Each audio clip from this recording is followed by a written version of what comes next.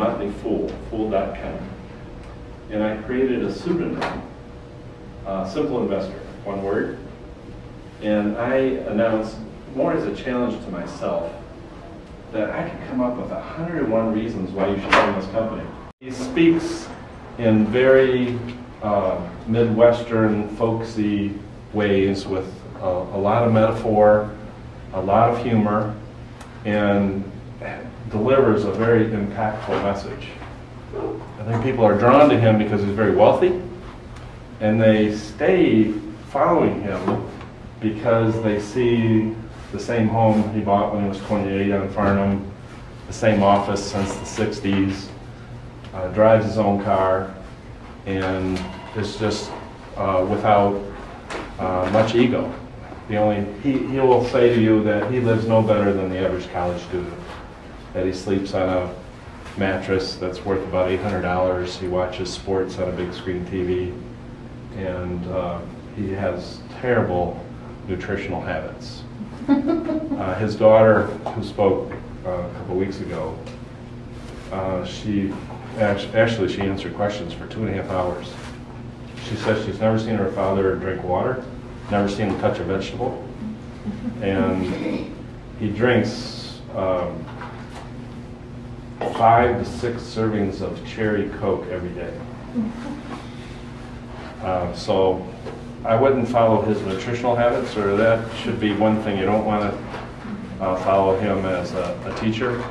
But in terms of the importance of education, the importance of you learning communication skills, he will tell you that you can earn 50% more if you learn to communicate, either in writing or, most importantly, in person, giving a presentation. That you can't delegate that. Communication is one of the most important elements of Warren Buffett in his being a teacher. He does it through metaphor, he does it through example, and most importantly, he does it through humor. Whatever message he's trying to deliver, he will find a humorous way to make you laugh and tickle you, and at the same time deliver that message. He doesn't tell jokes just to tell jokes. How did you get interested in studying Warren Buffett enough to write about him and become kind of an expert? I had a company that produced conventions and trade shows, and I was responsible for investing the employees' retirement funds. So I had to hire professionals and experts. So I did the typical. I hired mutual funds, I hired individual investment managers, and then I asked myself, who's the most successful investor? And is he available to manage money for myself, for my family, for my employees? And I realized it was Warren Buffett. So then I read Roger Lowenstein's book, Buffett, The Making of an American Capitalist, which is really the first biography of Warren. And it just turned me on. It just, here's somebody that I can relate to. And then I came out to the annual meeting and I was just blown away. I mean, you're really missing an opportunity being right here at UNO if you don't attend the annual meeting the first Saturday of May. There's nothing more important. People rearrange their weddings over this annual meeting, and 35,000 people now show up from around the world to listen to Warren and his partner Charlie answer unedited questions for 6 hours. After the Burlington Northern acquisition, and the Bs are now trading at $80 a share. But each shareholder can invite 3 guests. I mean, you buy a refrigerator, you buy a microwave, you buy a car, it comes with an owner's manual. Well, why shouldn't a stock have an owner's manual? So here's 15 principles that every shareholder should read. Again, a communication method. If you read those and agree with them, then you should consider buying the stock. So after 101 reasons of why you should buy this posted for all to see, I had no idea who was following this because this was before blogs were blogs. I finished and I had 100 emails from all over the world. Somebody from the Pentagon contacted me, somebody, an economist from Europe sent me an email, will you please publish this? And I said, well, just print out 101 posts and put a staple in it, and there you have it. They said, no, we want a hardcover book. So I wrote Warren as a courtesy, and I had met him as I stood in line with many other shareholders in '96 when he first bought Dairy Queen out at the 114th and Dodge Dairy Queen. So I met him there. And so I wrote him and I said, Warren, this is Bob Miles, I'm a simple investor on the Motley Fool, and I've done this blog, 101 Reasons to Own Your Company. To my surprise, he wrote me back within that day. He answers his mail the day he gets it. He gets 250 to 300 letters a day. He answers them that day, unless they're marriage proposals or charity requests. I wasn't giving him one of those. He said he had already read all 101 Reasons, which was amazing to me. And he encouraged me to publish it. So I went to a local printer and I published it. It was just a manila binding, looked like a dissertation, tape on the binding, called The World's Greatest Investment, 101 Reasons to Own Berkshire Hathaway. And I get a check in the mail for 10 copies. I was selling them for 20 bucks a copy. And it was Warren Buffett. He wanted to buy 10 copies to give to his board of directors. I thought, well, that's kind of cool. So I printed up 500 copies. The bookstores wouldn't carry it. The libraries wouldn't stock it because the binding can't be taped. It has to have the title on the binding. It's got to have a barcode on the back. So I was just selling them on the internet, on the Motley Fool where I'd written it. So, if you want a collection of 101 Reasons, send me a check for 20 bucks, I'll send you a book. And then I scratched my head and I said, I really need to get this book, no matter how primitive it is, in the hands of shareholders. So I announced on the Motley Fool, free ice cream, Friday night, before the Berkshire Hathaway annual meeting, 114th Street in Dodge, between 7 and 9 o'clock. If you show up, I'll buy you ice cream, and I'll happen to have my books there. But, no requirement to purchase anything. It was standing room only. I mean, people were lined up outside. All these wealthy shareholders, the free ice cream. They just show up. The worldwide media's there. They're in town. They're wanting to cover Berkshire Hathaway, and they find out free ice cream. These journalists go, they show up, and they're all standing in line, and there happens to be my book. And who shows up? Warren Buffett. Because he too likes free ice cream. He puts his arm around me, whispers in my ear, people are taking pictures, gets published in the newspaper. There's a representative from now my publisher, because this was all self-published, John Wiley and Sons.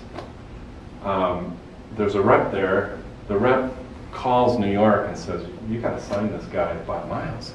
He can have a book signing, he can get worldwide media, and he can get Warren Buffett to show up. So they fly me to New York. They said, we want to publish your book, and we want to publish your next book. I go, well, I didn't know I was writing another book. And they gave me a check. I slid across the 101 Reasons. They cleaned it all up, edited it, put it in hardcover, printed 100,000 copies, and distributed it around the world. So then people think you're an expert. You write a book, you're an expert. So I started getting these calls from Canada that come do keynote presentations, from Australia. So now I love to travel, so now I got an opportunity to go speak. So then I've spoken now on 5 continents, every place except South America, 15 countries, and been around the world literally, including this summer, 3 times. So what an amazing opportunity that this little blog or social media could create with a little bit of PR in terms of free ice cream. That ice cream cost me $90. I got lucky that Mr. Buffett really liked my writing, and I got really lucky when he suggested my next book. He said, "Bob, enough writing about me. The real story of Berkshire Hathaway are all the managers." So I went, "Oh, that's an interesting idea." After I was in Omaha, after my 101 Reasons, I got a call from the secretary that Warren would like to take you to lunch. I said, "Well, I'm busy." But I changed my plans and I went to lunch with him, and he took me to Omaha Country Club, and it was the most amazing experience. And all of you get to do that now. To my surprise, he wouldn't measure his successor by quantitative measures. It wouldn't be if he or she too could say that I've returned 20% a year for 47 years to my shareholders. That it was a qualitative measure. That the thing he is most proud of the 47 years he's been running, which is now the 7th or 8th largest corporation in the United States, started with $20 million and now has earnings. I think it's $50 million a day is sent to Omaha for him to reallocate. That's just extraordinary what he's done over 47 years. But he would measure his successor if he or she too could say that they've never lost a CEO to a competitor. Of the 70 or so CEOs that operate these subsidiary companies of Berkshire Hathaway, not one has ever said, "I'm going to go work for a competitor." But when you talk about Buffett, there are open ears, because this is an organization that is the opposite of all corporate America. There are no stock options. The board is paid. The average board member in the United States, first of all, it's the most sought after job by any retiring member of Congress, because it's about 229 hours worth of work in a year, and you get paid with all benefits $250,000 a year. So that means you can have several board memberships and have an awesome life.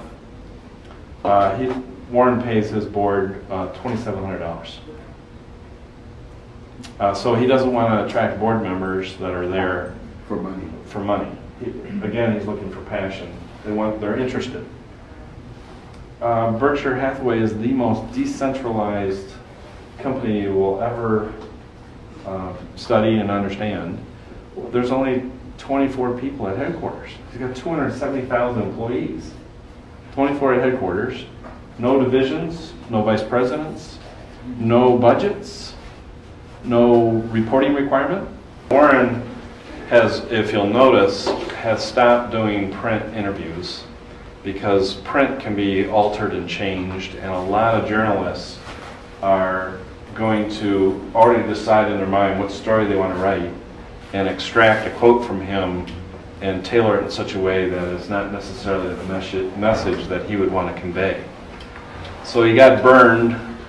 He even got burned by the Wall Street Journal, where he had to write a public letter saying that this journalist should release the transcript because it's not what my intent was. He stopped doing print and just now does video. His video can't be altered, and he can get his message straight out. That's too bad. Yeah, well, I think now that he's bought all these newspapers, maybe he'll. In terms of lessons I've learned, though, in media interviews, particularly television, my first experience is that there's a 7-second delay between video and sound. So you do these satellite uplinks, and sit in a chair, put an earpiece in your ear, and the person asking you questions is in New York. And sometimes they put a monitor on just to the right of the camera. So early on you can tell the newbies, because their eyes are shifting because they're wanting to see what they look like. So instead of looking at the camera, you're going like this, trying to see what, if your hair is out of place, or I don't have to worry too much about that. But So the best thing to do would be, and to advise your clients to turn that monitor off, so that you don't look shifty-eyed because of that 7-second delay between video and audio. And then also give the answer in very short questions, short answers, because they don't want really long answers. They want short, and just try to think of 2 or 3 message points that you want to get across. Don't come up with a long list of, and you're only going to have about 2-3 minutes. It's really short.